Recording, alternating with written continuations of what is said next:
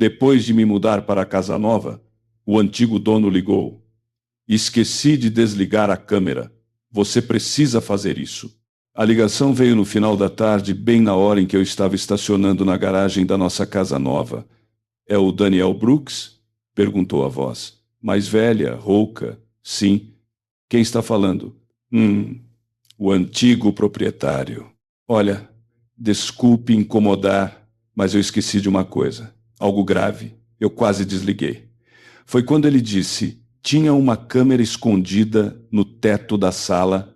Esqueci de desconectá-la da nuvem antes da venda. Ela continua gravando. Fiquei completamente imóvel.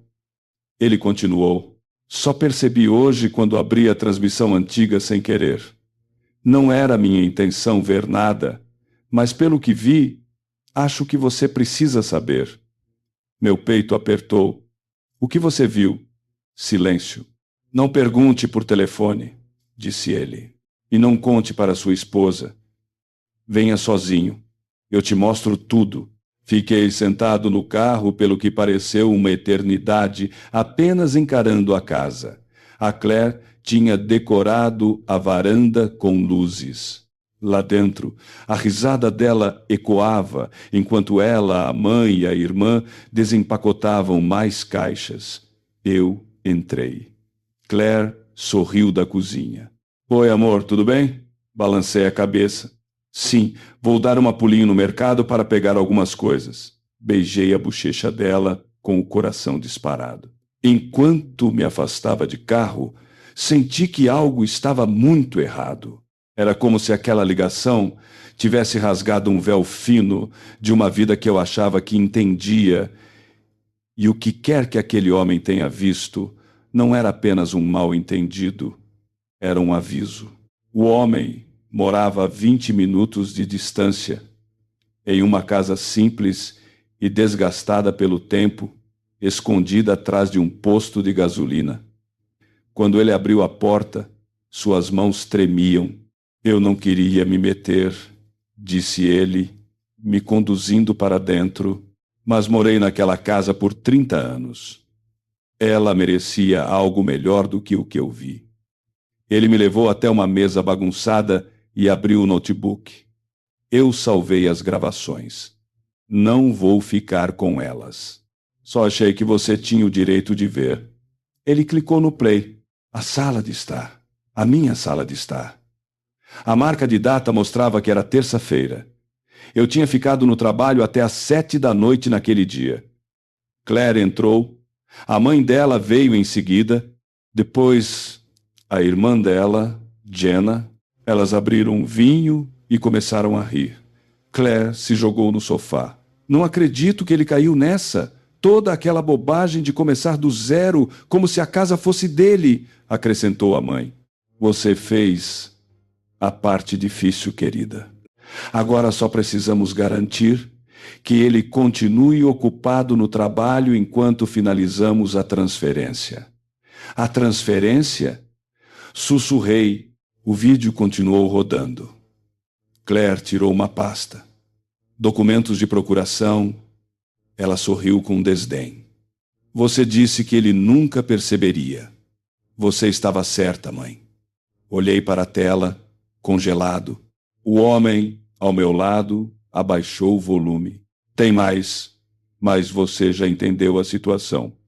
Eu não conseguia falar, não conseguia me mexer. Procuração. Elas não estavam apenas rindo pelas minhas costas. Estavam me destruindo por dentro enquanto sorriam na minha cara. Levantei-me lentamente. Me mande o arquivo completo, eu disse.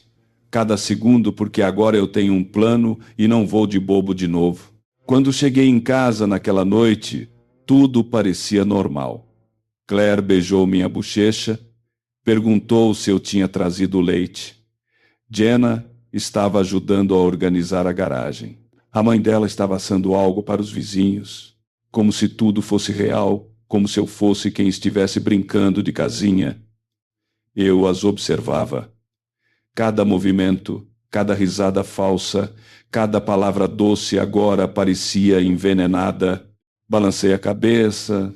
Sorri, joguei o jogo, porque o que elas não sabiam era que eu tinha o vídeo, eu tinha a prova e não ia confrontá-las. Ainda não, eu precisava de mais. Então, nos dias seguintes, me fiz de bobo. Fingi estar cansado, ocupado, distraído com o trabalho. Instalei microfones na cozinha, no corredor, até embaixo da mesa de jantar. Conectei uma transmissão de backup no roteador, atualizei o armazenamento original na nuvem sem contar a ninguém. Elas estavam confiantes demais para perceber, e foi aí que as conversas de verdade começaram. Jenna, você tem certeza de que ele não vai contestar? Claire, ele é um coitado. Acho melhor esperarmos mais 3 semanas. Assim que o dinheiro for transferido, ele não serve para mais nada. A mãe dela. Aí a gente corta ele de vez, de forma limpa.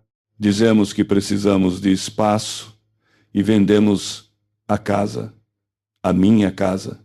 Naquela noite, sentei-me na garagem encarando a tela brilhante do notebook com os punhos cerrados. Minha boca estava seca. Meu coração era puro gelo. Elas não estavam apenas planejando uma traição. Elas tinham colocado no calendário e eu estava financiando tudo aquilo. Então, abri uma planilha em branco. Passo 1, contratar um advogado particular.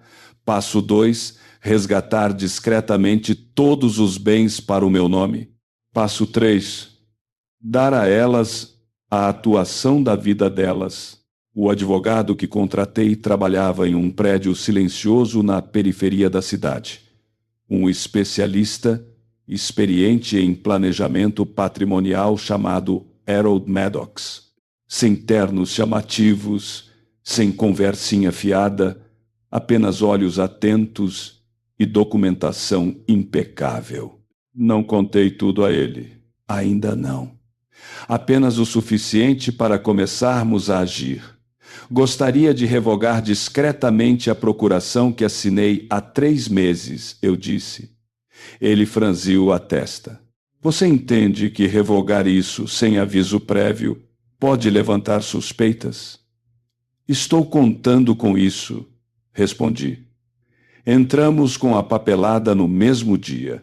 Ele me aconselhou a fazer cópias, guardá-las com um backup financeiro e começar a transferir meus bens pessoais para contas protegidas, contas bancárias, investimentos e, o mais importante, a escritura da casa.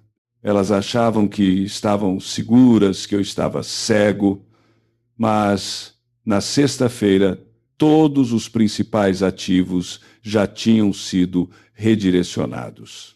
Tudo o que deixei para trás foram as contas vazias, aquelas que elas rondavam como urubus. Depois veio o passo seguinte, a isca. No fim de semana, entrei na sala com um grande sorriso. Adivinha, Claire? Acabei de ganhar um aumento enorme. Os olhos dela brilharam.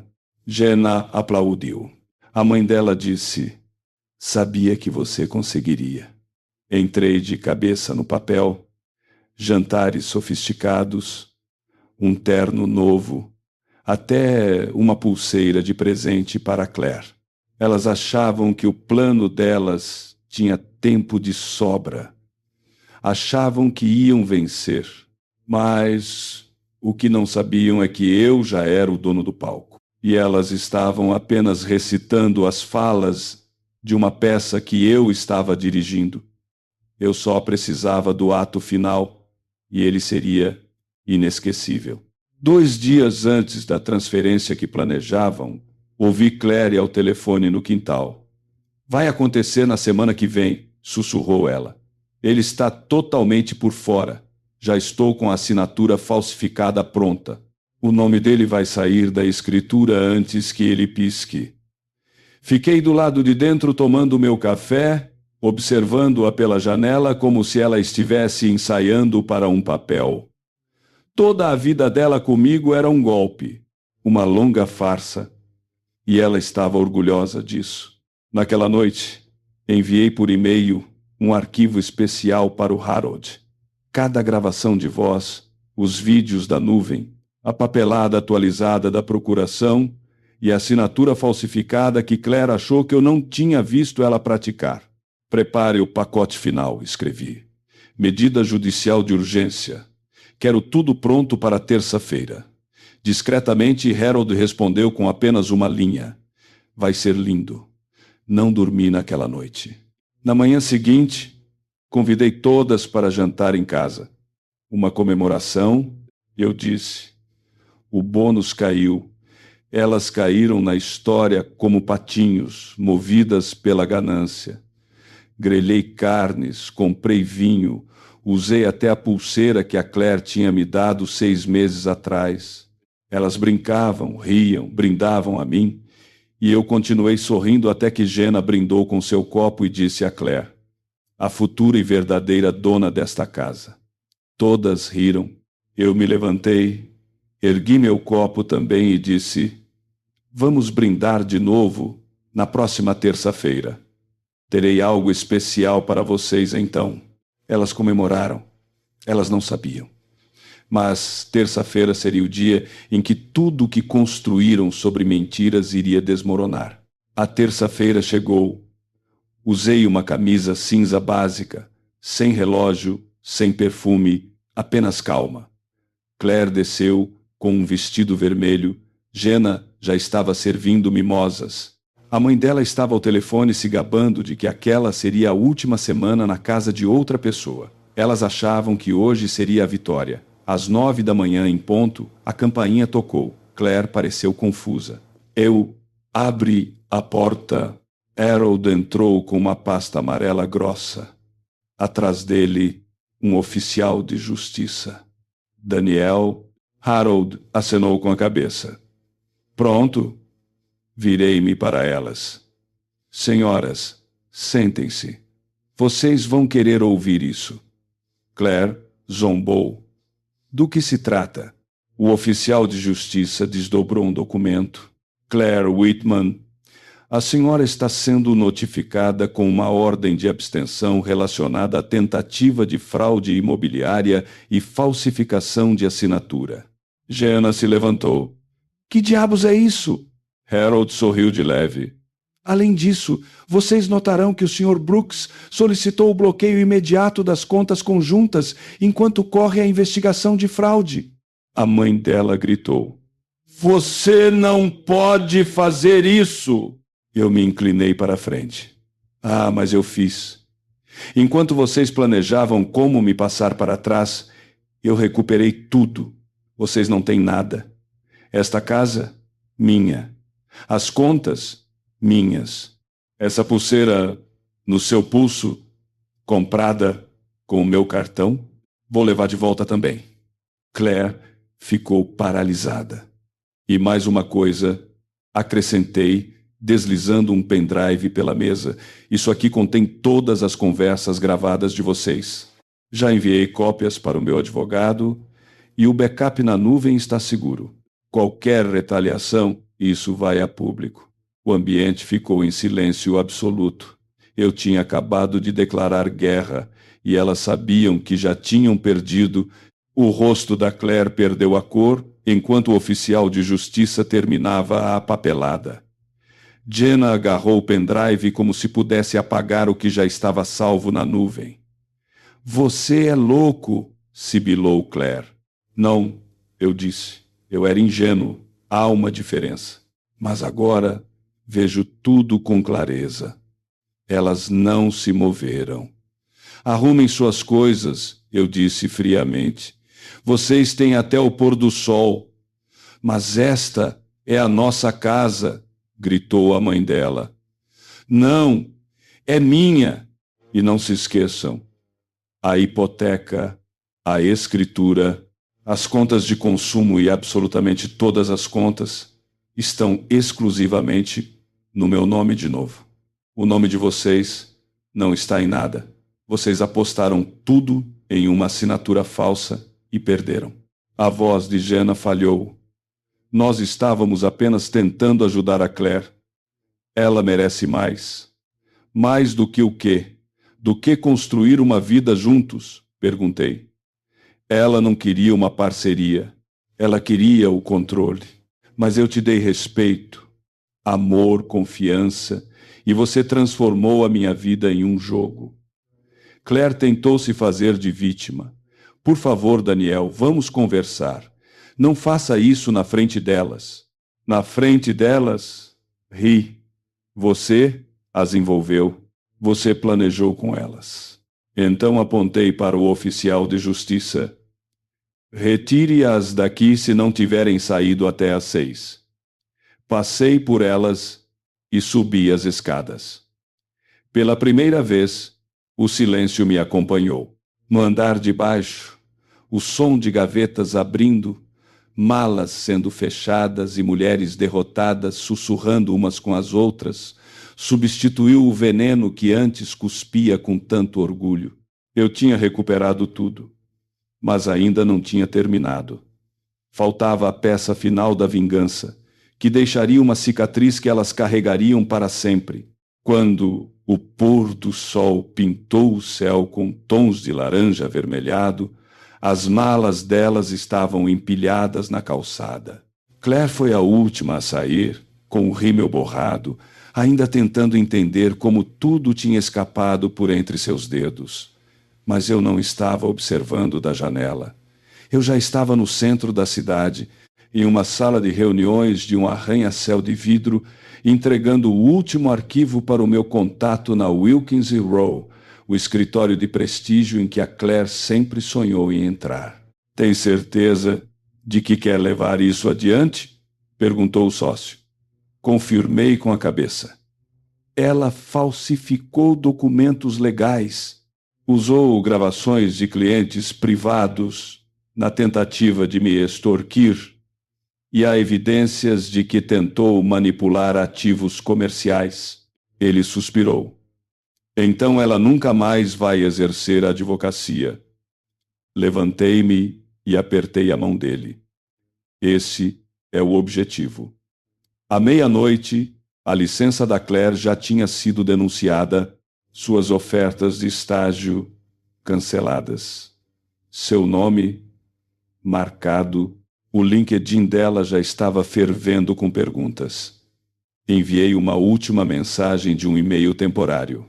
Você construiu a sua vida mentindo para a minha. Agora, construa novamente do zero. Deletei a conta da e-mail. De volta para casa, sentei-me na varanda com um copo de bourbon. O ar frio batia na minha pele, mas por dentro eu me sentia limpo. Elas achavam que eram mais espertas. Achavam que eu ficaria quieto. Achavam que o amor significava que eu nunca iria revidar. Mas eu não apenas revidei. Eu venci. E a melhor parte, elas nem viram de onde veio.